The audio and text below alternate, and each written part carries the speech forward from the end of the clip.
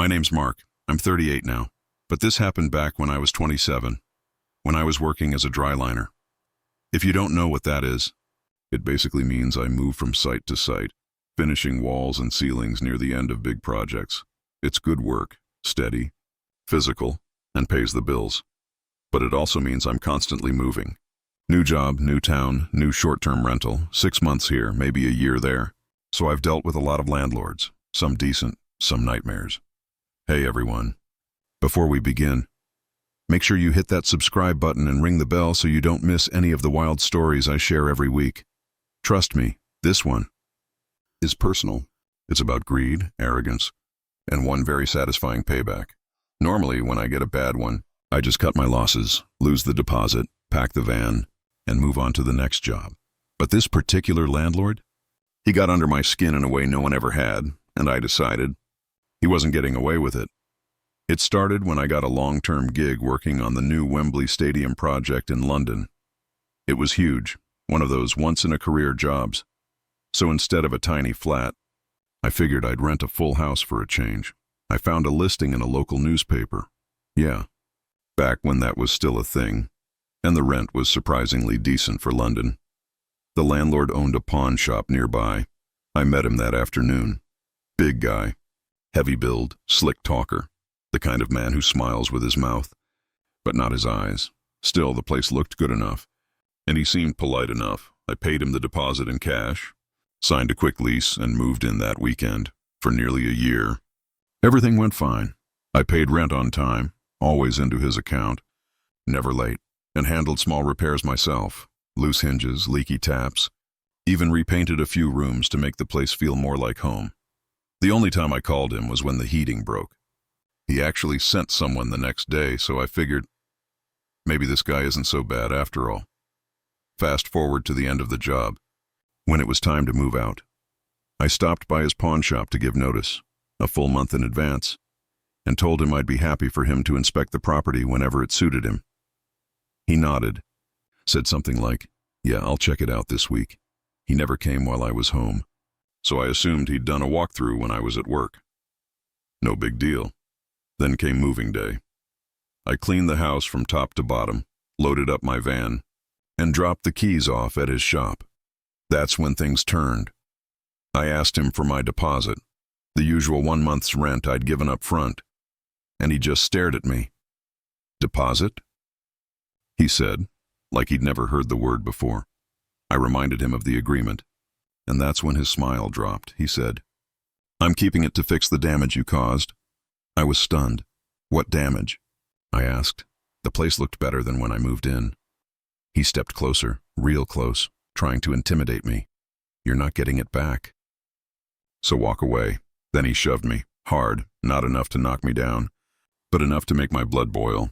Now, I'm not a small guy, but this man had a few inches and a few pounds on me, and in that moment, I had a choice: hit him, or hit him where it really hurts. You see, before I was a builder, I was a soldier, served in the Royal Green Jackets, a regiment known for being calm under pressure, but decisive when things get ugly. Our training taught us that when you face aggression, you match it, and then some. I took one step forward, ready to drop him right there in his own shop. But then a thought hit me. A better, colder thought. I stopped, looked him dead in the eye, and said, "All right then, goodbye." And I walked out, calm, silent, smiling, just a little, because I just remembered something he didn't know, something that would make him deeply regret crossing me. When I walked out of that pawn shop, I had one clear thought: don't let anger take the wheel. Be smarter. Be surgical. I drove straight home and sat in the van for a long time, watching the street go by. The city was waking up. Morning commuters, the occasional delivery van. All the little noise that makes London feel alive. I felt like a ghost among them. The shove replayed in my head, but underneath it was another memory. A spare back door key I'd had cut months earlier and tucked under a small sticker in the wheel arch of my van. Little things for little emergencies. Locks go wrong, keys get lost. You plan for the everyday surprises when you live out of a tool belt and a toolkit. That key was my advantage. Not because I wanted to break something, but because I had the option to act cleanly and with control. I let myself into the house late that night, Not to ransack, not to smash, but to take apart exactly what I knew would send the right message. If he was keeping my deposit for repairs, then I'd show him a stack of carefully removed pieces, not destroyed, not vandalized, but separated. It would be a puzzle that screamed inconvenience rather than malice. I moved deliberately. Door frames came off at the hinges and were placed in a neat lean against the wall. Skirting boards unpeeled with a practiced hand and were stacked in order along one side of the room. The banister was unscrewed plank by plank and bundled together. I took out floorboards from the worst creaking sections, not the whole floor, just enough to make relaying it an actual job. Kitchen units were unscrewed and set aside, worktops lifted cleanly and placed on trestles. Nothing broken, nothing shattered. Everything mapped, everything grouped. The house ended up looking like a renovation mid-phase, a project somebody had started and then left. That's important. A home in the middle of a refit says a dozen things to a landlord: time, inconvenience, and cost. But it also says, crucially, that nothing had been maliciously wrecked. That would be my cover and my strategy. I took my time. I packed screws into little labeled jars, wrapped fragile bits in newspaper, and left the place tidy in its disarray. Every nail was collected, every hinge bagged. If he wanted to call the police and claim I'd vandalized his property, he'd have to explain why nothing was smashed and why everything was left in an orderly pile. Before I left the house, I took one more practical step. I placed a small, cheap toolbox with a hammer, a box of nails, and a few screws neatly on the counter of the pawn shop. When I dropped it off, his assistant was on the till. She looked puzzled as I handed it to her. "Tell him," I said. "You'll be needing these." She blinked and took the kit, not sure whether to laugh or be alarmed. I didn't wait around to see which she chose. The drive north that morning felt quieter than it should have. I turned my phone off for a while, the old habit of long drives without interruption.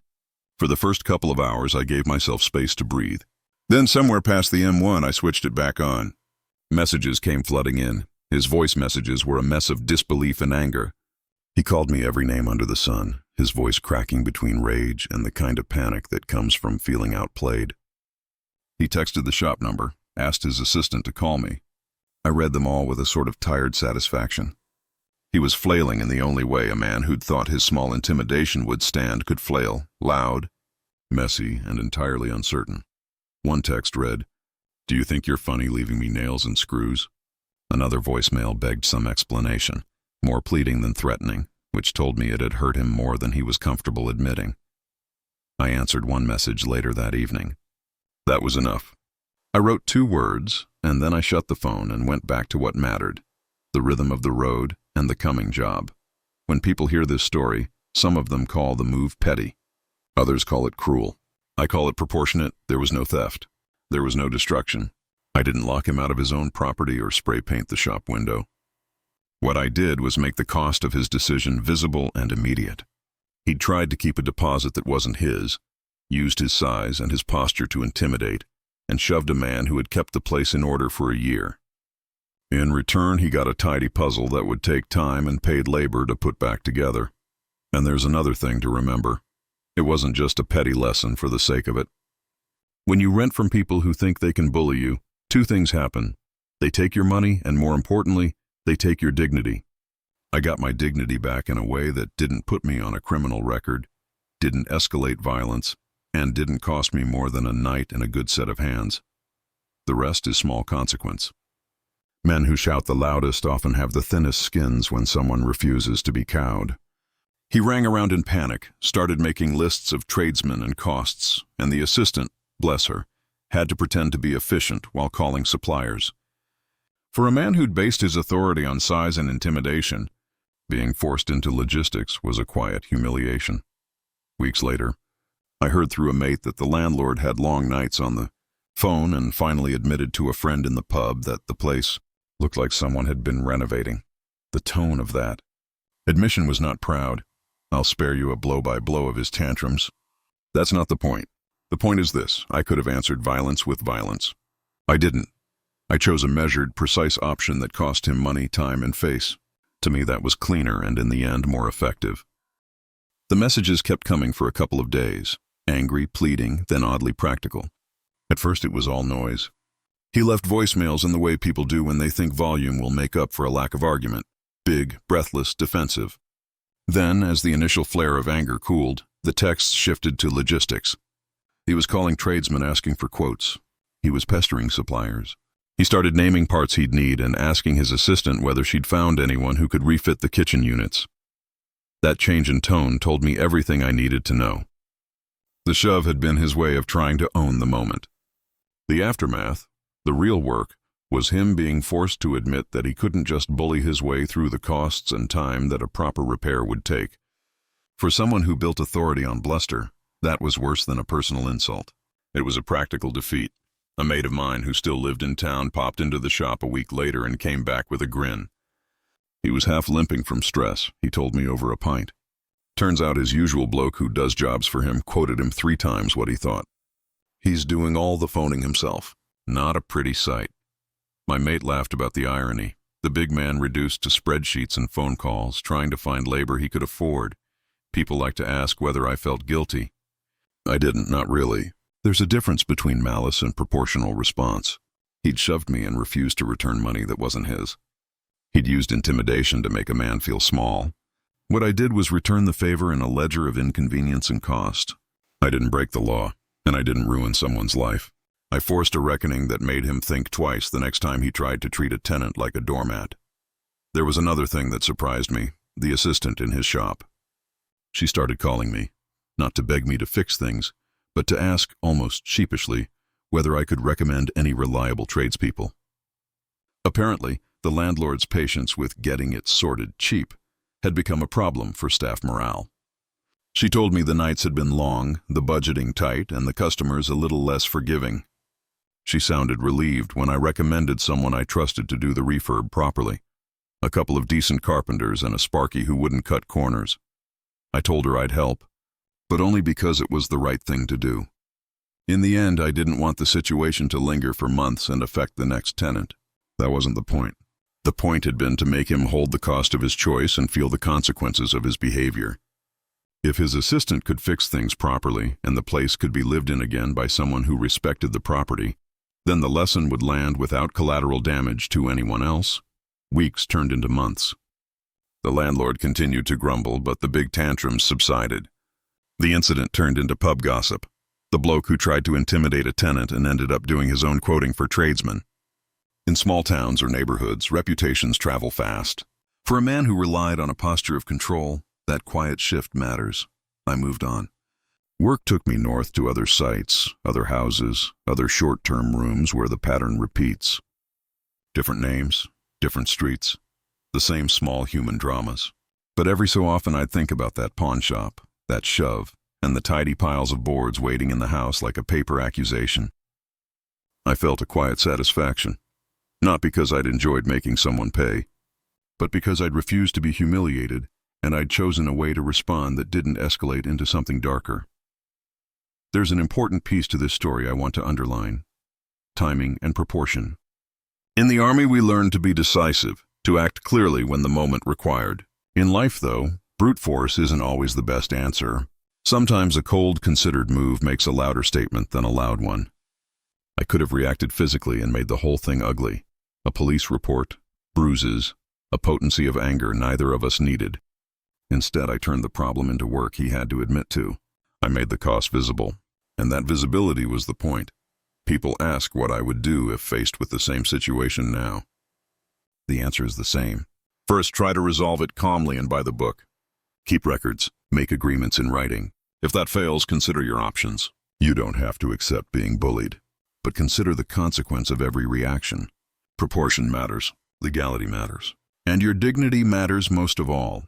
If you take anything from this little tale, let it be this: standing up for yourself doesn't mean becoming the thing you hated.